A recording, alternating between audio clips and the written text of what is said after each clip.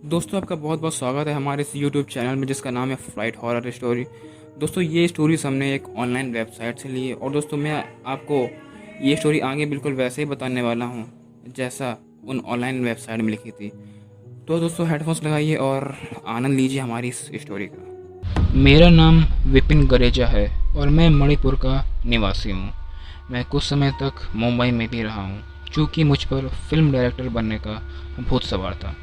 थोड़े दिन तक असिस्टेंट फिल्म डायरेक्टर का भी मुझे काम मिला, पर जैसा सोचा था वैसी सफलता हाथ नहीं लगी। इसलिए मैंने फिल्म डायरेक्शन का काम छोड़कर राइटिंग पर काम करना शुरू कर दिया था।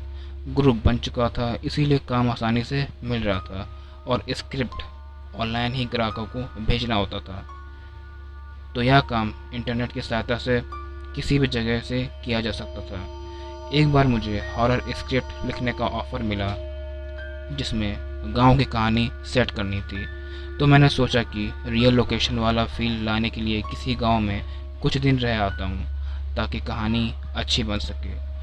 काफ़ी सोच विचार करने के बाद मुझे किसी ने सुझाव दिया कि उत्तर प्रदेश में चंदनपुर गांव है जहां पर कई लोग को भूत प्रेतों के अनुभव हुए हैं। मैंने फ़ौरन वहां की टिकट कटवाई और अपने लैपटॉप के साथ वहां पर पहुंचा। बस ने मुझे किसी कच्चे रास्ते पर उतारा। वहाँ आसपास कुछ पेड़ थे और एक सकरा रास्ता था। एक पेड़ पर 8-10 कौवे बैठे हुए थे। मुझे देखकर वह सारे बेतहाशा चिल्लाने लगे। मैं उन्हें अनदेखा करके गांव की ओर आगे ही बढ़ गया। आगे कुछ कच्चे मकान नजर आए। मैं उन मकान की ओर जाने लगा तो बाहर बैठे लोग सट सट कर बहुत तेज़ी से अपने घर के अंदर चले गए थे और दरवाजे बंद कर लिए थे। मुझे हैरत हुई। मैं वहीं एक मकान के पास झाड़ के नीचे बैठ गया, सोच रहा था कि किसी से मदद मांगूं। तभी अचानक मेरी नज़र ऊपर पेड़ की डाली पर गई। वहां पर एक डरावनी काली बिल्ली बैठी हुई थी जो मेरी ओर ऐसे घूरे जा रही थी कि जैसे मेरा शिकार कर लेगी। मैंने उसे डराने की भी कोशिश की पर वह तो उल्टा मुझे ही डराने लगी और मुझ पर गुर्राने लगी। कुछ देर बाद मैंने उसे अनदेखा किया और फिर वहीं पर ही बैठ गया। तभी अचानक उस बिल्ली ने पीछे से मेरी गर्दन पर वार किया। अपने चारों बड़े दांत मेरी गर्दन पर गड़ा दिए थे और चारों पैरों के पंजे से मेरे कंधे नोचने लगी थी। मैंने फौरन उसे दूर हटाया और वहां से खड़ा हो गया। यह सब चल ही रहा था, तभी वहां एक डाकिया निकला। उसने मुझसे पूछा कि मैं यहाँ पर क्या कर रहा हूँ। मैंने उसे अपना मकसद बताया तो उसने कहा कि यहाँ के लोग आपकी कोई भी मदद नहीं कर सकते। यहाँ सारे डरे और सहमे लोग रहते हैं। इस गांव में रात को भूत प्रेत का तांडव होता है। उस डाकिये ने कहा कि सामने हमारा घर है, वहाँ कोई नहीं रहता है। हम इस गांव को छोड़कर जा चुके हैं और पास के गांव में रहने चले गए हैं। आप चाहें तो मैं उस बंद घर की चाबी आपको दे दूंगा। मैंने फौरन हाँ बोल दी क्योंकि वही मेरी सबसे बड़ी समस्या थी। अब गांव में एक घर भी मिल गया था और आगे फौरन मुझे अपना काम शुरू करना था। गले पर थोड़ी मरहम पट्टी करने के बाद मैंने अपना काम शुरू किया। कौवे वाली बात, बिल्ली वाली बात, लोग के घर में अचानक से चले जाने वाली बात और लोग का भूत प्रेत पर विश्वास करने वाली बात, इन सबको तालबद्ध तरीके से मैंने लिखना शुरू कर दिया था। उस गांव में मेरे लिए भरपूर मसाला था। के का मकान भी बहुत बड़ा था तो शांति से मैं अपने काम में जुट गया। रात के करीब 2 बजे मैंने लिखकर अपना लैपटॉप स्विच ऑफ कर दिया था और खिड़की से चौंक कर नज़र डाली और मैं हंसते हुए बोल पड़ा कि ज़रा देखूं तो भूत प्रेत का कुछ तांडव हो भी रहा है या लोग ऐसे ही सबको उल्लू बनाते फिर रहे हैं। खिड़की से मैंने झाँक कर देखा तो मेरे रोंगटे खड़े हो गए थे। एक आदमी एक लड़की का गला दबा रहा था और एक आदमी उस बिल्ली वाले पेड़ पर रस्सी लटका रहा था। फिर उन्होंने उस लड़की को बालों से पकड़कर पेड़ के पास घसीटा और उसके गले में रस्सी डाल दी।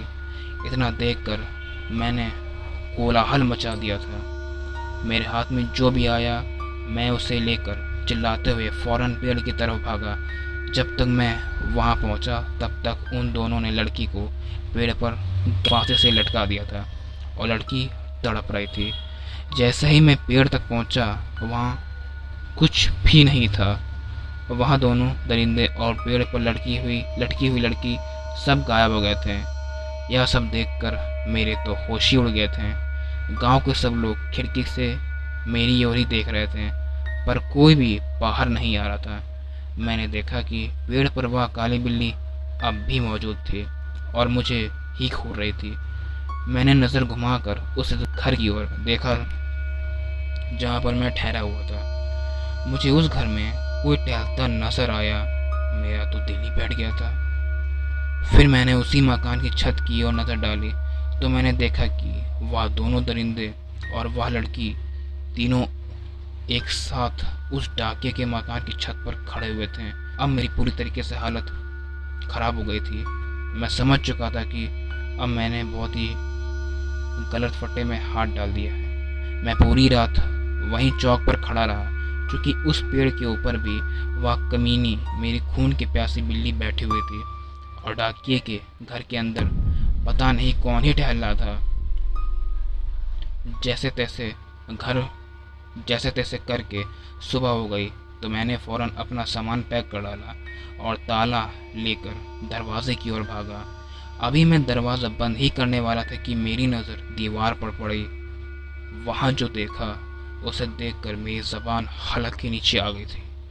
उस दीवार पर उस डाके की हार चढ़ी हुई फ़ोटो थी जिसने मुझे रहने के लिए यह मकान दिया था, और उस तस्वीर पर उसके जन्म और मरण की तारीख भी थी। वह डाकिया 20 साल पहले ही मर चुका था। मैं जिससे मिला वह उसका प्रेत था। अपना बैग हाथ में लिए ताला चाबी वहीं फेंक कर मैं दौड़कर उस गांव के बाहर भाग गया। पास के गांव पर चाय की दुकान वाले से मैंने उस मनहूस गांव का रहस्य पूछा तो उसने कहा कि पेड़ के पास दिखने वाली लड़की उसी डाकिये की बेटी है जिसे इसी गांव के सरपंच के 2 बेटों ने मार कर लटका दिया था, और डाकिये ने अपनी बेटी की मौत का बदला लेते हुए सरपंच के दोनों बेटों को जान से मार दिया था। फिर सरपंच के डर से खुद जहरीली दवाई खाकर उस डाकिये ने आत्महत्या कर ली थी। तभी से उन चारों की आत्मा इस गांव में भटकती है और हर रात में तांडव मचाती है। वहाँ जाने पर कहानी तो मुझे अच्छी मिल गई थी, पर ज़िंदगी में कभी ऐसी भूतिया जगह पर रियल हॉरर स्टोरी खोजने कभी नहीं जाऊँगा दोस्तों। यह सब बातें फिल्मों में ही एंटरटेनिंग लगती हैं, पर हकीकत में अनुभव हो जाने पर हमारी जान निकल जाती है।